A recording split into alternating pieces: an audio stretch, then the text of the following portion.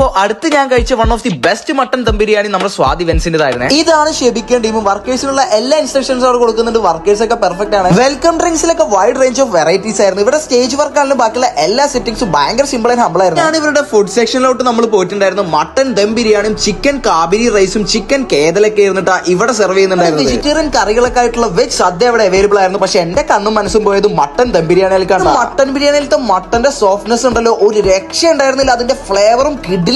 ഇതായിട്ട് ഞാൻ ട്രൈ ചെയ്ത ഇവിടെ ചിക്കൻ കാബിരി റൈസ് ഞാൻ കഴിക്കാത്തൊരു ഐറ്റം ആണ്. പക്ഷെ ഉണ്ടല്ലോ ഇതിന്റെ ടേസ്റ്റ് എനിക്ക് ഭയങ്കരമായിട്ട് ഇഷ്ടപ്പെട്ടു. ചിക്കൻ കേദലുണ്ടല്ലോ ചെറിയ സോസിന്റെ ടേസ്റ്റ് ഒക്കെ ആയിട്ട് കഴിച്ചുകൊണ്ടിരിക്കും. സാലഡ്സിനായിട്ട് ഒരു സെപ്പറേറ്റ് ഏരിയ ഉണ്ടായിരുന്നു. ഇവിടുത്തെ ചിക്കു പുട്ടിക്കും മിളനീർ പുട്ടിക്കും ഡെസേർട്ട് സെക്ഷൻ എന്ന് പറയുമ്പോൾ കിഡിലനായിരുന്നു. ഇനി ജിലേബിയും ഐസ്ക്രീമും അതുപോലെ തന്നെ വെറൈറ്റീസ് ഓഫ് ടീ ഉണ്ടായിരുന്നു. നമ്മുടെ വീട്ടിലെ എന്ത് പ്രോഗ്രാമിന് സ്വാദിനെ വിളിച്ചാൽ മതി, കളർ ഔട്ടാ. ഈ നമ്പറിൽ കോൺടാക്ട് ചെയ്യണം. എങ്ങനെയുണ്ടായിരുന്നു നമ്മുടെ സ്വാദിന്റെ ഇവന്റ് ടീം ആണെങ്കിലും ഫുഡ് ആണെങ്കിലും?